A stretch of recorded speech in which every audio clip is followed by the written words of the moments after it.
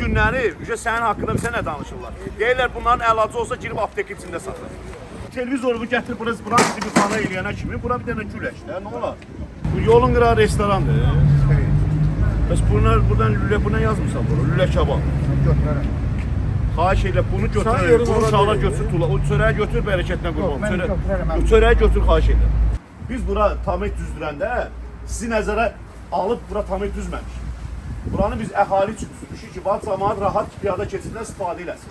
Olmasın iki yeşik qozun fındığı, nə olar, payla cəmaata da. Bu boyda əhali səndən ötürü narazı keçə bilir, onda incilik yaranmır. Amma sən iki dənə tarafqa kiməsə pay verməyə yox. Belə şey olar, şəhərin ortasında balıq. Elə bir bura dənizdir, dənizin qırağındasan, çaydasan, göldəsən. Qoyurdunuz, indən belə qoymayın. Sizə də aiddir, böyle qonşuma da aiddir.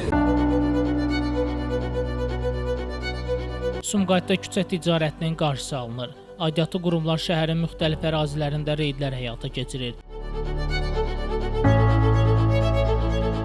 Heydər Əliyev prospektində və Babək küçəsində keçirilən reyd zamanı Sumqayıt şəhər İcra Hakimiyyətinin, Memarlıq və Şəhərsalma İdarəsinin, Bələdiyyənin, Mənzil Kommunal Təsərrüfatı İstehsalat Birliyinin və Qida Təhlükəsizliyi Agentliyinin əməkdaşları qanunsuz küçə ticarətinin yol verilməz olduğunu bildiriblər. Sahibkarlarla söhbətlər aparılıb, bu halların təkrarlanmaması tapşırılıb. Diqqətə çatdıraq ki, səkiləri zəbt edərək piyadaların hərəkətinə mane olan, küçələrdə antisanitar vəziyyət yaradaraq pərakəndə ticarətlə məşğul olan satıcılarla izahat xarakterli söhbətlər aparılır. Yalnız xüsusi ayrılmış yerlərdə ticarətlə məşğul olmaları bildirilir. Şəmsdan Fikrətli Elbrus İsmailov, Bugün informasiya proqramı üçün.